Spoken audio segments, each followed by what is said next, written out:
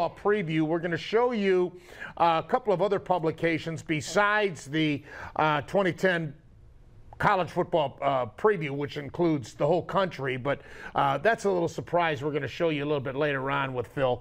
Let's go coast to coast. We'll start on the West Coast with the Pac-10, where you had to go to print before you knew about what came down on Southern Cal. What an incredible blow. And to my grave, I don't care what he says now that he's with Seattle. He knew this was coming down. Pete Carroll did, and that's why he got out. No? It sure sounds like it. And I tell you what, I did not expect the severity of the penalties they gave to USC. 30 scholarships over 3 years, a loss of 2 bowls, and then allowing the juniors and seniors to transfer without having to sit out a year. Wow, this could really hurt the program. Now, in the magazine, including Henderson just the other day to Miami of Florida, which helps Miami of Florida's offensive line, which Ohio State fans. And he's eligible this year. Right, and Ohio State fans will get to see him the second week of the season, so that'll be interesting. But with USC, I picked them to win the Pac-10. Now, they've lost 5 or 6 players. They've all been backups. I'm okay with the forecast so far. They get Oregon at home. They get most of the tough games at home. If between now and the start of the season they were to lose 5 starters that opted to transfer, because they can go to Texas and play right away, they can go to Oklahoma, anywhere they want, and play right away, any of the juniors and seniors, then everything changes. I think the best team overall in the Pac-10 is Oregon. Oregon last year was an inexperienced team. They played extremely well. Ohio State pretty much thrashed them in the Rose Bowl. They had a 26-12 first down edge. I didn't even feel it was as close as the final score indicated. And they lose Masoli this year. But I like the 2 backup quarterbacks they have coming in. You know, Nate Costa's more of a passing quarterback. They've got the running quarterback, and I think they'll find a good QB for the offense. And the rest of the team is exceptional. In fact, let me interrupt you. Did you like T.J. Ward getting picked by the Browns? As long as he stays healthy, I think he's a good hitter. You know, he's a guy that can go in there and lay the lumber. I was impressed with him in college. I wasn't impressed with his ability to stay on the field in a couple of his seasons. But if he stays healthy, I think he'll be a good pick. With Taylor Mays, you know, Taylor Mays was more for the kill shot. He'd want the big TV shot. Sometimes he missed a tackle, which hurt the team. And it really got under the NFL scout's skin a little bit. So I understand where they went with Ward. I think it might have been a decent pick. But he's a little injury prone. Yeah, a little injury prone. But we'll see what happens. It might have just been 1 year. Maybe, you know, missed a few games.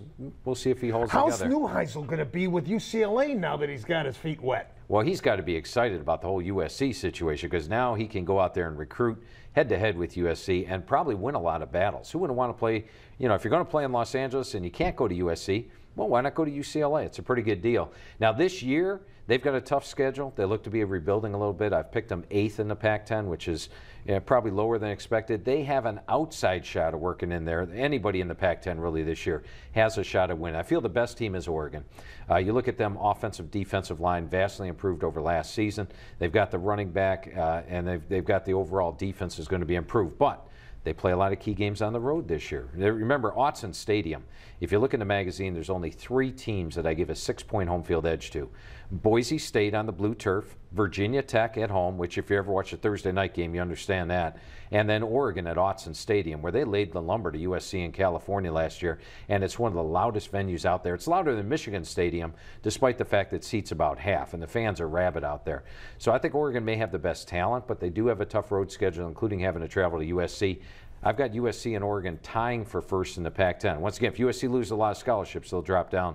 But you could pick any of those remaining teams. How about Washington with Locker? He's a Heisman candidate, is he not? Heisman candidate and a possible first-round pick in the next year's draft. In fact, that's where he's rated by most scouts.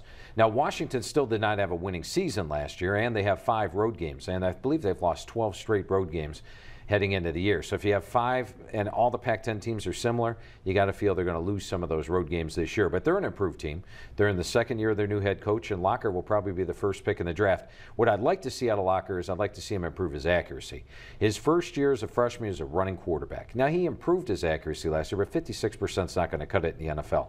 I need to see him go out there and hit 63, 64% before I personally feel he's the top quarterback in the draft. But most NFL guys say it's between him and Andrew Luck of Stanford. Stanford, and there's another team in the Pac-10, Oliver Andrew Luck's Luck's son. And now he doesn't have Gerhardt in the backfield this year, so we'll see how good.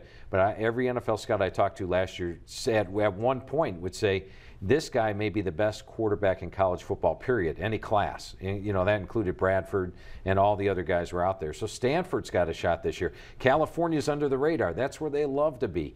Arizona's a team out there. The Pac-10 to me was the most difficult conference for me to call because it is so wide open. If you told me at the end of the year any of those 8 teams, including Oregon State, won the Pac-10, I wouldn't even blink an eye. I'd say the possibilities there. But I went with USC, and if all of a sudden they lose a lot of suspended players, then I'll go to the backup plan, which is Oregon.